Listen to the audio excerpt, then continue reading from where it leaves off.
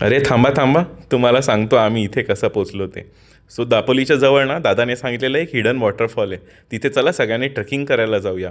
स्वातीच्या घरातले सगळ्यांनाच ट्रेकिंगची खूप जास्त आवड आहे. हे बघा असं जंगलाच्या मधोमध होतं. आम्ही तिथे काही पोचू शकलोच नाही. जेवढं तिथे पोचू शकलो नाही याचं दुःख होतं, त्यापेक्षा जास्त सुख होतं की जे मेमोरेबल टाईम होता आयुष्यभर लक्षात राहील असा. सो हेच डिफिकल्ट ट्रेक करता करता आमच्याबरोबर हे घडलं.